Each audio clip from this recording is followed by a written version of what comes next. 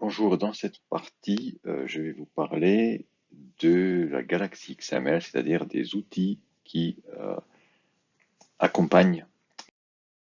On a vu le noyau d'XML, c'est-à-dire comment les documents sont structurés avec des balises qui sont bien formées, représentent des arbres et qui peuvent être conformes à des modèles exprimés sous forme de DTD ou de schéma. On a vu également les espaces de nom pour pouvoir utiliser plusieurs modèles au sein d'un même document.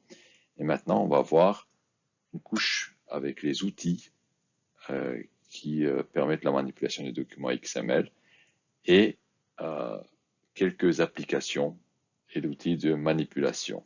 Je vais commencer d'abord par XPath, c'est couvert par cette vidéo. Ensuite, je vais entrer dans XSL et les outils de manipulation et les applications XML. XPath se compose de trois parties. Il y a des axes, des filtres et des prédicats. C'est ce qu'on va voir dans la suite. XPath, c'est donc un syntaxe qui est utilisé pour sélectionner des fragments de documents XML. C'est une manière de décrire les chemins qui vont de la racine jusqu'aux éléments. Ça ressemble un peu aux chemins qui sont dans le système de fichiers, arborescence du système de fichiers. C'est presque un petit langage de programmation. C'est un standard W3C. Ce n'est pas du XML, mais c'est très utilisé. Donc la syntaxe de XPath n'est pas du XML, mais c'est quand même très utilisé. Et finalement, c'est pas très gênant parce que ça sert pour générer du XML ou pour modifier du XML. Ça ne sert pas à stocker ou à représenter des données. On parle d'expression XPath, donc l'expression de chemin. Un peu de vocabulaire. Donc, pour comprendre XPath, il faut avoir en tête qu'un document XML est un arbre. Et qu'à ce titre, ici par exemple, on a la racine qui est library, c'est le parent de l'élément book.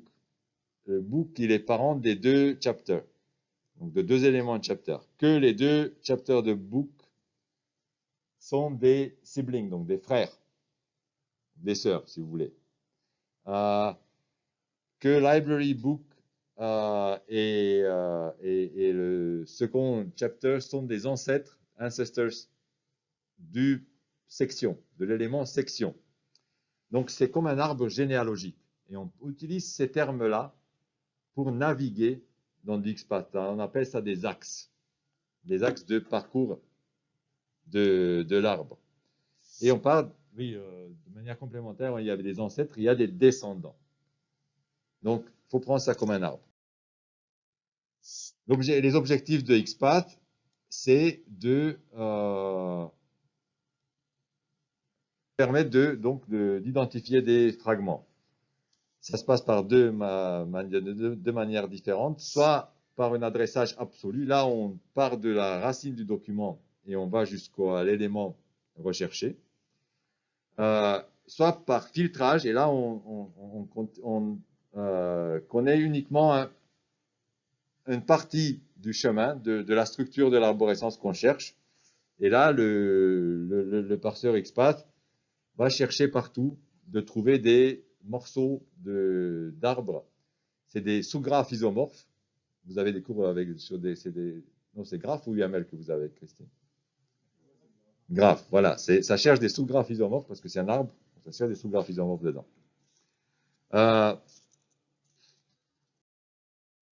Donc, on traite de manière uniforme tous les éléments. Il y a trois types essentiellement d'éléments que XPath connaît. Il y a des éléments, enfin des types de nœuds, trois types de nœuds XML, des éléments, des attributs et du texte. On peut chercher, par exemple, un titre ou un attribut num, donc par leur nom. On peut chercher en se basant sur la structure. Donc, soit un titre qui contient le mot introduction, soit un élément section qui a un enfant titre.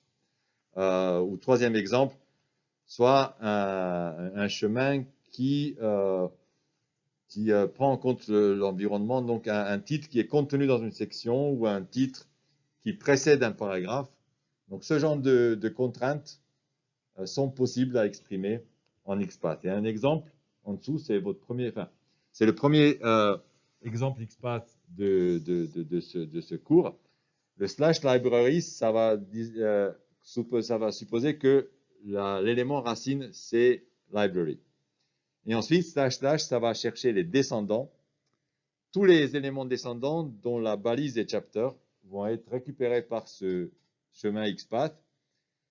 Et ensuite, entre crochets, c'est ce qu'on appelle un prédicat. Ça exprime des conditions qui filtrent les résultats de l'étape précédente au chapter. Donc, ça va récupérer tous les éléments dont la balise est chapter qui descendent de la racine, là qui est library, et qui, à leur tour, ont au moins 4 enfants paragraphes, 4 éléments dont la balise est paragraphe qui est descendant direct, donc enfant, pas descendant plus lointain, enfant de chapter. Donc là, il faut imaginer un arborescence XML qui contient ce genre de nœud. Donc, c'est utilisé dans XSLT pour transformer des documents, c'est utilisé dans XPointer, XLength, dans XQuery et les schémas pour exprimer des noms de domaine. Donc, je me répète, mais c'est important, pour XPath, un document XML est un arbre qui contient différents types de nœuds, documents, éléments, attributs, textes, instructions de traitement et commentaires. On l'a vu, ces notions, ces différents types de nœuds XML en général. Et ces nœuds sont triés par leur structure séquentielle quand ils sont dans le fichier ou par leur ordre. Un ordre, c'est préordre. On prend d'abord les racines, ensuite on prend l'élément qui est tout à gauche, et ensuite on avance enfin après on descend jusqu'aux feuilles, et c'est un parcours d'arbre qui s'appelle préordre. Donc on prend d'abord le racine, et ensuite on va à gauche chaque fois quand on peut. Et sinon on remonte et on redescend. Premier à droite. Ça c'est un type de parcours d'arbre. Je ne sais pas si vous l'avez vu. Et finalement, c'est l'ordre dans lequel les nœuds sont affichés dans le fichier XML source. Je vous ai montré des sources de fichiers. Il y a des balises fermantes, entrantes. Le fichier est bien formé. Donc, d'abord, on met la racine, le début de la racine. Ensuite, on fait le début du premier enfant, ainsi de suite. Donc, les nœuds sont ordonnés. On peut demander le premier, deuxième, troisième nœud. Donc, on peut chercher par leur ordre, par leur indice. Un nœud est associé à chaque élément, un nœud type élément. Il est étiqueté par la balise. Il peut contenir d'autres éléments, texte, et peut avoir des attributs. Il peut y en avoir plusieurs éléments à la suite. Et leur contenu est trié là encore. Un attribut, donc un nœud élément peut avoir un attribut. L'élément est parent de l'attribut, mais l'attribut n'est pas enfant de l'élément. Cette dernière phrase de c'est transparent peut vous paraître obscure un peu, mais j'espère que d'ici 1 heure, ça va s'éclaircir. Tout vient du fait qu'il y a des fonctions dans XPath qui permettent, en étant sur un nœud, de demander ses enfants. En étant sur un nœud, de demander son parent. Et donc, quand on est sur un nœud élément, quand on demande les enfants de cet nœud élément, les attributs ne sont pas retournés. Par contre, quand on est sur un attribut, on demande son parent, le nœud élément à laquelle il est attaché l'attribut est retourné. Donc, c'est au sens de ces fonctions de parents et enfants. Les attributs, donc, ils ont un nom, ils ont une valeur, et il n'y a pas d'ordre. On ne peut pas demander le premier attribut d'un nœud. Il faut connaître son nom, si on veut récupérer sa valeur. Un nœud texte, il n'y a qu'une valeur, et on ne peut pas avoir plusieurs nœuds texte dans la même fratrie. Ils sont concaténés, ils sont interprétés comme un seul nœud texte. Voilà un exemple. Donc, vous avez ici des attributs en vert, des nœuds texte en bleu, vous avez des instructions de traitement en orange, et vous avez un élément, le document sous fond jaune. finalement. À la fin, il y a un commentaire en orange. Donc ça, c'est les différents types de nœuds. Là, il y a un premier nœud. Donc dans le book, il y a plusieurs enfants. Et là, le premier enfant, c'est purchase. Le deuxième enfant, c'est title. Le troisième enfant, c'est authors. Et le quatrième enfant, c'est publisher. Donc là, il y a un ordre. On peut demander le premier, le dernier, ou le deuxième, ou l'avant-dernier. Il y a des fonctions pour ça. On va les voir. L'objectif, c'est de pouvoir localiser des nœuds, voire des ensembles de nœuds. Et là, c'est un exemple. Donc ça, c'est l'exemple sous forme arbre du document que vous ai montré tout à l'heure. Donc il y a une racine, après il y a l'élément de racine qui est library, ensuite il y a potentiellement plusieurs livres, et chaque livre a des descendants, et certains et des attributs, et certains descendants ont des attributs à leur tour. Une expression XPath est composée d'étapes, et chaque étape se base sur un nœud contexte, un nœud au sens XML. Donc dans une étape commence par un axe, c'est-à-dire dans quel sens on avance dans l'arbre. Ensuite, il y a un filtre. Et ensuite, il y a éventuellement des prédicats. Et le résultat de chaque étape est un nœud ou un ensemble de nœuds. Et le résultat d'une étape est interprété comme entrée dans l'étape suivante. Il faut imaginer une sorte de pipe qui produit des éléments et qui ensuite, ces éléments sont consommés par l'étape suivante, constitue l'entrée.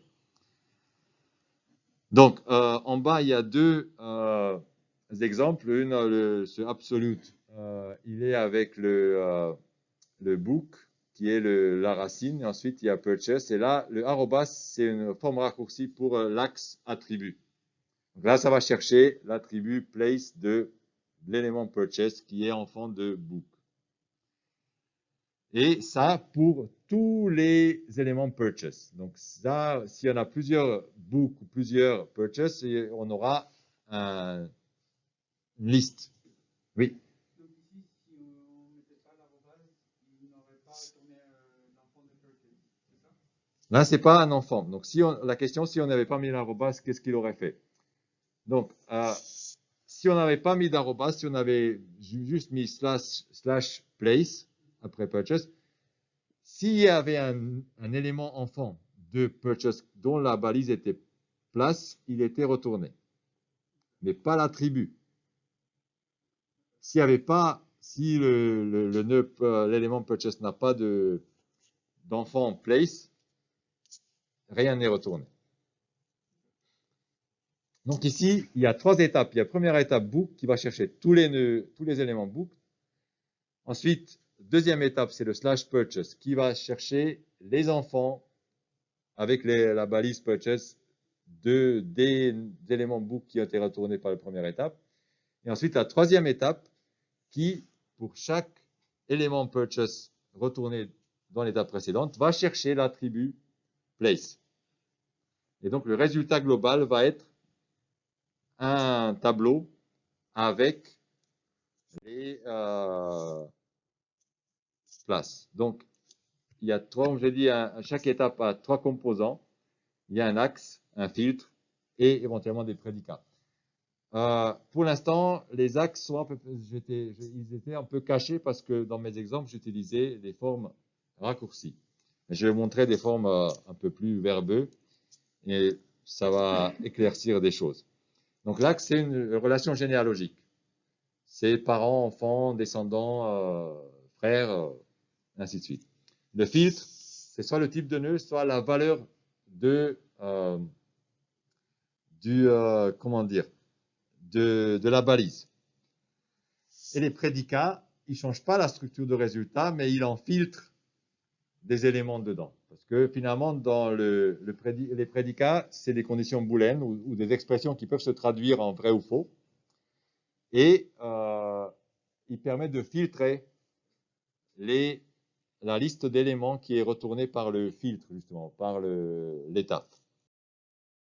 Donc, chaque étape est évaluée dans le nœud contexte. On a vu que tout à l'heure, il y avait slash, c'était la racine. Ensuite, on allait chercher book, qui était des éléments directs à la racine. Ensuite, deuxième étape, le nœud contexte était le book en question. Et, et pour chaque book, on va aller chercher les éléments purchase qui étaient dans cet enfant de l'élément book. Donc, ça peut donner un nœud, ça peut donner une valeur ou ça peut donner un ensemble de nœuds. Enfin, c'est pas un ensemble, c'est une liste, un nœud d'éléments. Et on peut récupérer la taille. On peut récupérer, enfin la taille. On peut récupérer le dernier élément, le premier élément. On peut récupérer un élément selon une position.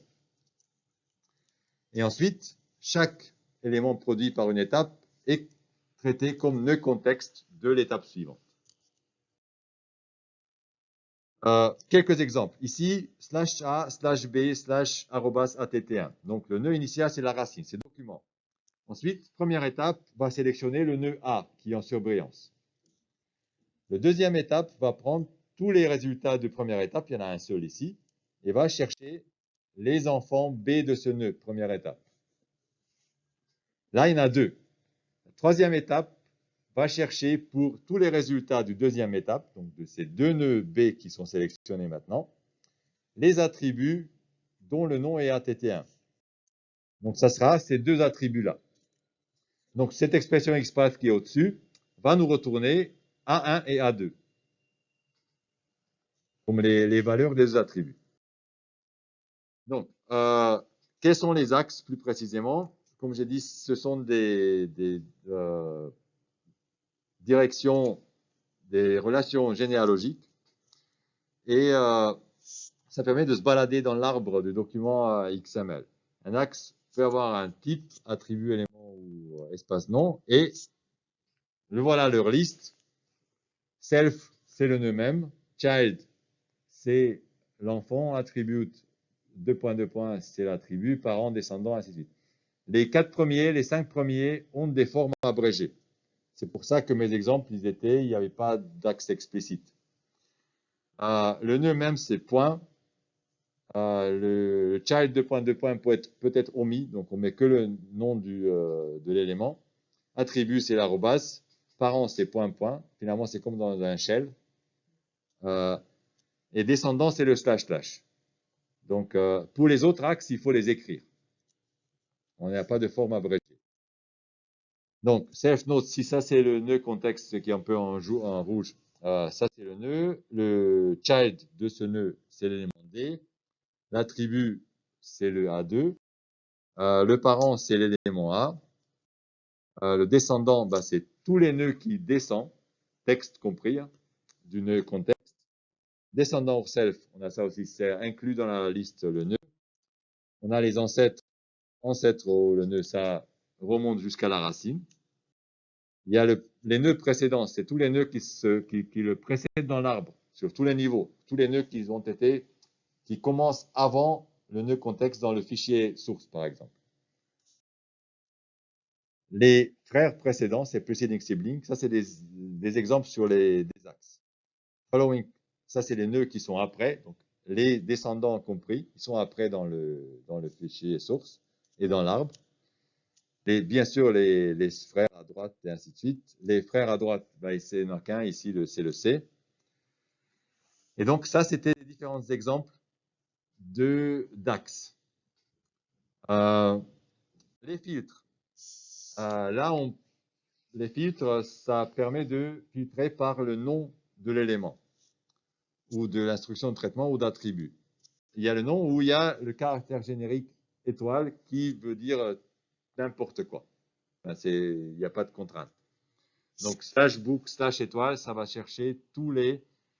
J'aurais dû mettre slash child, book, slash child, étoile. Ça va chercher tous les enfants, pas tous les descendants, tous les enfants des éléments. Donc là, slash A, slash B, slash D va sélectionner ces 3 nœuds, parce que les D sont enfants de B, qui à son tour est enfant de A. Donc finalement, cette expression XPath va sélectionner ces 3 nœuds D. Le slash A, slash étoile va sélectionner les deux nœuds B et le nœud C. On n'a pas émis de contraintes sur de filtre sur les enfants. On peut filtrer que les nœuds texte, que les nœuds commentaires, que les instructions de traitement, que les nœuds en général. Par exemple, si on écrit book/title/text, ça va nous récupérer tout le texte qui est dans les descendants d'un élément title. Par exemple ici. Donc là, /B, /B, ça va sélectionner le B, les deux B, les deux nœuds B. Et ensuite, on va chercher les descendants texte. Donc il y a les nœuds D, mais ils ne sont pas retournés. C'est les nœuds texte qui sont en dessous qui sont retournés. Là, on va chercher tous les descendants de la racine. Et on va chercher des attributs qui ont la nom ATT2. Donc, il n'y en a que l'élément C qui a un attribut qui s'appelle ATT2. Donc, cette expression va retourner cet élément-là, enfin, cet attribut-là. Les prédicats, ils sont, comme j'ai dit, des expressions booléennes qui sont à leur tour composées d'expressions, peuvent être composées d'expressions XPath ou des fonctions prédéfinies. Il y a un certain nombre de fonctions, je vais vous les montrer. Et leur valeur est transformée en vrai ou faux. Et si c'est un nombre, si c'est 0, c'est faux, ou si c'est pas un nombre, alors si c'est pas interprétable, c'est faux. Toute autre valeur est vraie. Si c'est une chaîne de caractères, si la chaîne est vide, il est interprété comme faux. Si c'est pas vide, il est interprété comme vrai. Si c'est un ensemble de nœuds, si c'est vide, c'est interprété comme, c'est traduit en vrai. Si c'est pas vide, c'est traduit en faux. Quelques exemples de prédicats. Donc, on va chercher, premier exemple, le child book, child title et entre crochets attribut genre. Il y a une forme abrégée en dessous. Donc, j'ai mis le /book, /title, /genre. C'est une forme abrégée de l'expression qui est au-dessus.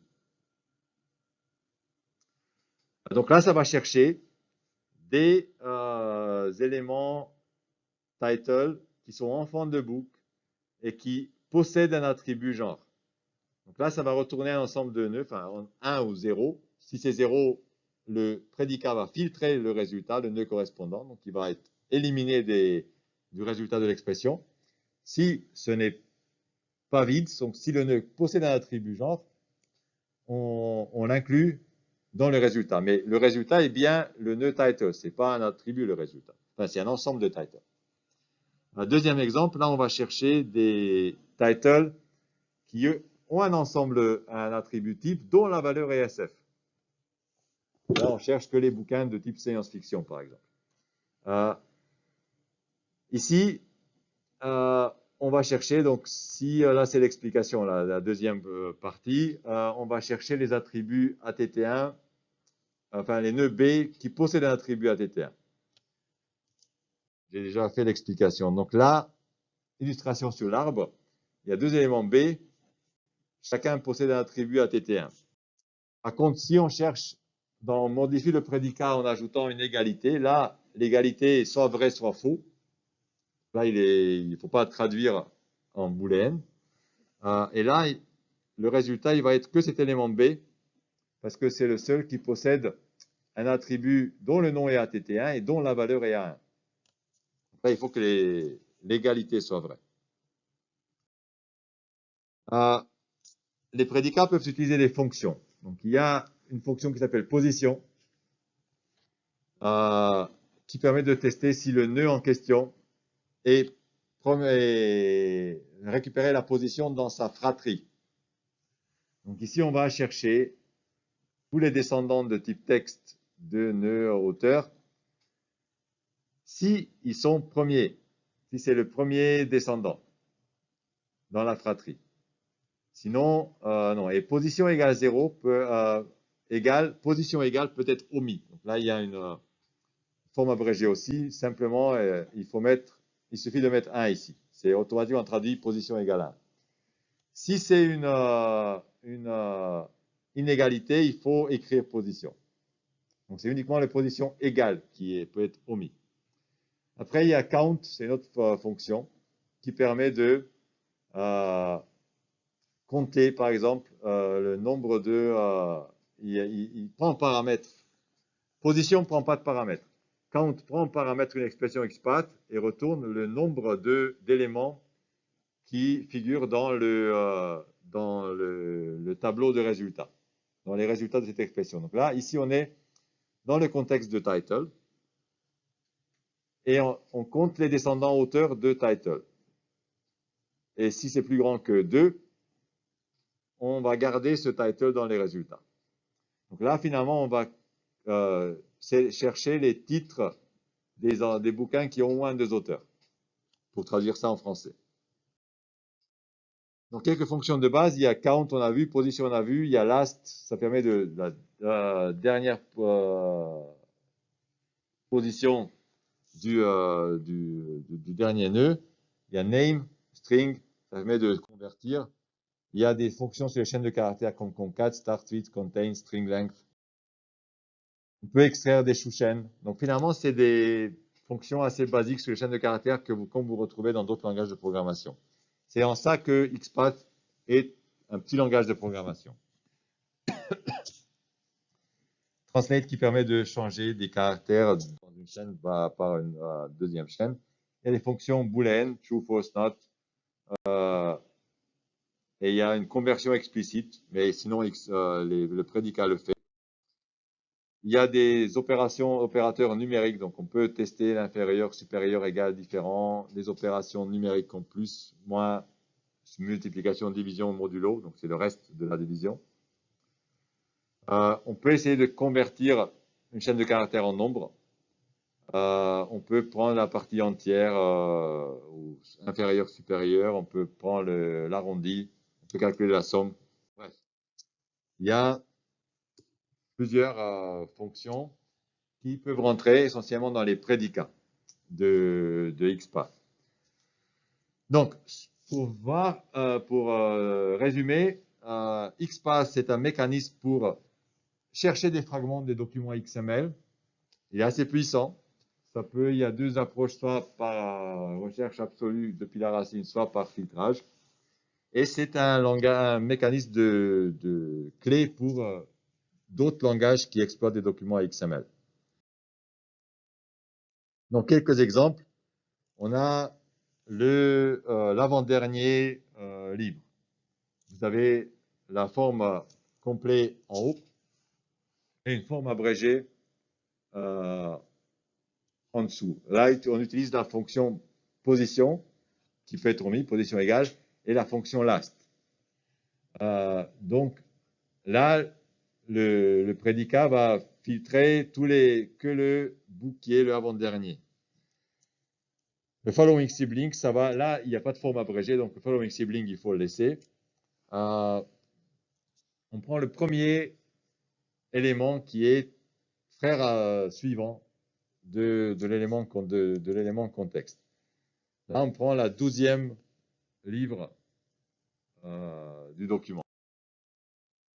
Là, on prend des livres qui ont un descendant, un enfant, excusez-moi, publisher, et qui possède quelque part un élément titre dont le genre est égal à SF, dont l'attribut genre est égal à SF.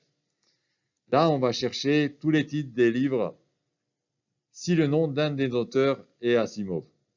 Et là, il y a une remontée. Donc, le petit 2 points, là, on remonte vers les titres parce qu'on a exprimé une condition sur un name. Là, on considère que ce name, il est quelque part plus bas que titre dans l'arborescence. Donc, pour récupérer le titre, il faut remonter dans l'arborescence. C'est pour ça que les axes permettent de descendre ou de remonter. Donc, là, on va chercher les premiers textes des nœuds B qui sont en fond de A. Là, c'est les 2 que j'ai mis en surbrillance. On va chercher les nœuds B qui possèdent un nœud D comme enfant. Le premier en possède 2, donc il est éliminé par le filtre. Je rappelle les formes abrégées. Quelques autres exemples avec la forme longue et la forme abrégée.